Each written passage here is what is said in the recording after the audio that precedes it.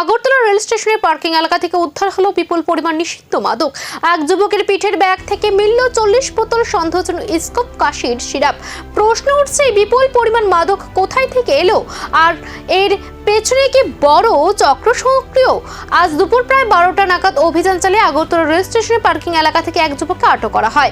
RPF post এবং পি&ইউজ টয়লেটের মাঝামাঝি জায়গায় থেকে তার পিঠের ব্যাগে তল্লাশি চালিয়ে উদ্ধার হয় 40 বোতল নিষিদ্ধ স্কোপ কাশির সিরাপ।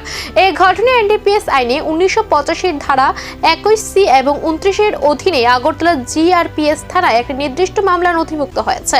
প্রাথমিক তদন্তে মনে করা হচ্ছে এই মাদক পাচারের সঙ্গে বড় কোনো চক্র জড়িত থাকতে পারে।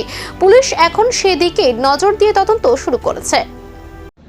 আজ আমাদের আগরতলা জিআরপিএস থানার সাব ইন্সপেক্টর পঙ্কজ কুমার দাস এবং অন্যান্য স্টাফদের মিলে চেকিংয়ে বেরিয়েছিল। তখন দুপুর আনুমানিক 12টার সময় 1 নম্বর প্ল্যাটফর্মে একটি ছেলেকে তারা সাসপেক্টিভ মুভমেন্ট দেখে আটক করতে সক্ষম হয় এবং তার যে পিঠে একটি পিট্টু ব্যাগ ছিল, ওই পিট্টু ব্যাগ তল্লাশি করে তার কাছ থেকে 40 বোতল অবৈধ স্কোপ কফ সিরাপ উদ্ধার করতে তারা সক্ষম হয়। তারপর আমরা সেই মালগুলি তার কাছ থেকে এনডিপিএসের আইন অনুযায়ী বাজেয়াপ্ত করি এবং তার বিরুদ্ধে আমার আগরতলা পিএসে একটি মামলা গ্রহণ করি এবং বর্তমানে তার ইন্টারোগেশন চলছে। জিজ্ঞাসাবাদে জানায় তার নাম শ্রীরাম দেববর্মা, তার বাড়ি মান্দাই থানার অন্দরে পাটনি এলাকায়।